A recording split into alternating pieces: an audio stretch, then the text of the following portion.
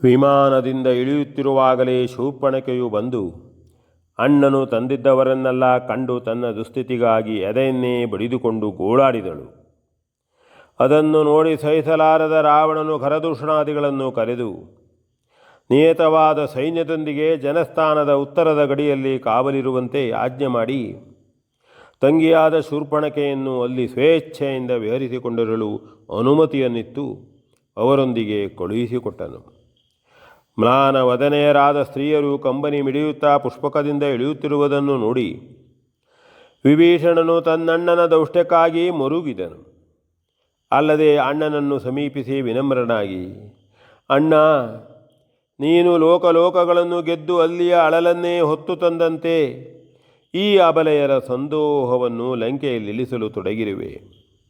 ಆದರೆ ಇಲ್ಲಿ ಈ ನಿನ್ನ ರಾಜಧಾನಿಯಲ್ಲಿ ನೀನಿಲ್ಲಿಂದ ಹೊರಟು ಹೋದಾಗಲೇ ನೀನೇನು ಬೇರೆ ಕಡೆ ಮಾಡಿರುವೆಯೋ ಅದೇ ಬೇರೊಂದು ರೂಪದಿಂದ ನಡೆದು ಹೋಗಿದೆ.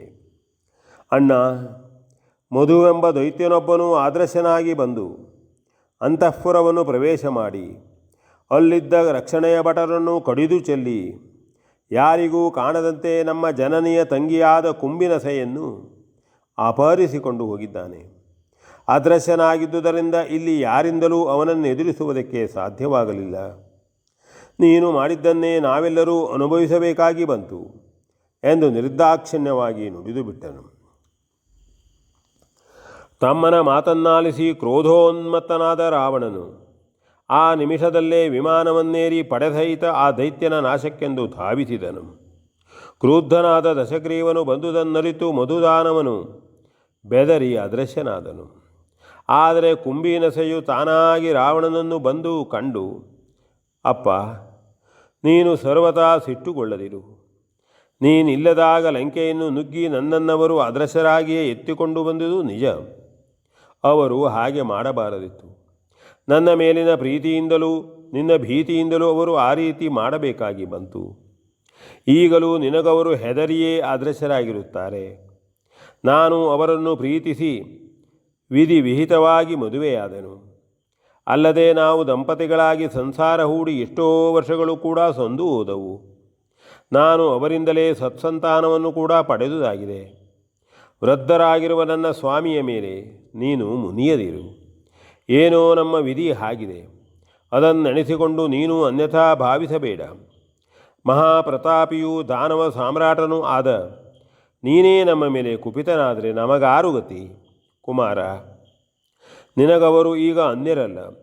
ಸುಪ್ರೀತನಾಗು, ನಮ್ಮ ಆತಿಥ್ಯವನ್ನು ಸ್ವೀಕರಿಸಿ ಮನ್ನಿಸು ಎಂದು ದೀನತೆಯಿಂದಲೇ ಪ್ರಾರ್ಥಿಸಿಕೊಂಡಳು. ಅದನ್ನು ಕೇಳಿದ ದಶಮುಖನು ಸಂತುಷ್ಟನಾದನು. ಮತ್ತೆ ಮಧುವು ಕಾಣಿಸಿಕೊಂಡು ರಾವಣನನ್ನು ಬಹುವಾಗಿ ಹೊಗಳಿ ಕ್ಷಮಿಸಬೇಕೆಂದು ಪ್ರಾರ್ಥನೆ ಮಾಡಿದನು. ಹಾಗೆಯೇ ಅವನ ಅಪೇಕ್ಷೆಯಂತೆ ಲಂಕೇಶ್ವರನು 4 ದಿನ ಅಲ್ಲಿದ್ದು ಎಲ್ಲವನ್ನೂ ಮರೆತು ಬಿಟ್ಟನು. ಆಮೇಲೆ ಅವನ ಮಗನ ಸಹಾಯವನ್ನು ಪಡೆದುಕೊಂಡು ಬಹುದೊಡ್ಡ ಪಡೆಯೊಂದಿಗೆ ಹೋಗಿ ಇಂದ್ರನ ಅಮರಾವತಿಯನ್ನೇ ಮುತ್ತಿದನು.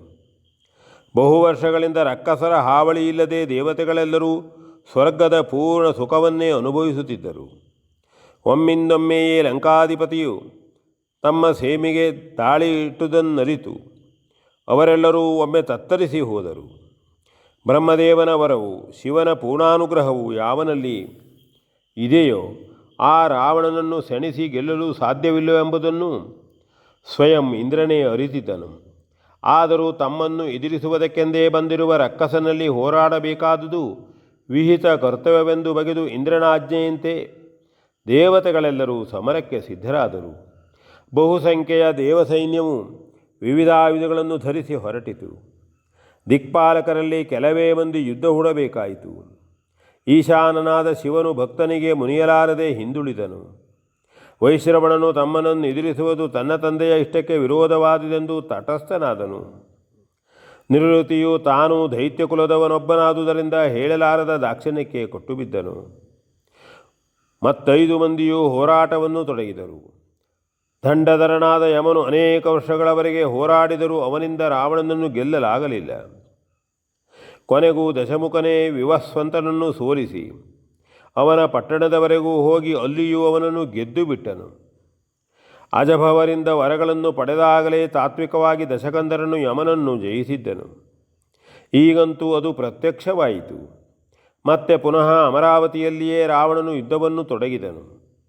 ಬೆಂಕಿ, ನೀರು, ಗಾಳಿಗಳು ಏಕಕಾಲದಲ್ಲಿ ತಮ್ಮ ತಮ್ಮ ಪೂರ್ಣ ಶಕ್ತಿಯನ್ನು ರಕ್ಕಸರ ಸೊಕ್ಕನ್ನಿಳುಹಿಸಲು ಮೇಲ್ವಾಯ್ದು ಬಂದಂತೆ ಅಗ್ನಿ, ವರುಣ, ವಾಯು ಈ ಮೂರೂ ಮಂದಿಯು ದಶಗ್ರೀವನನ್ನು ಎದುರಿಸಿದರು.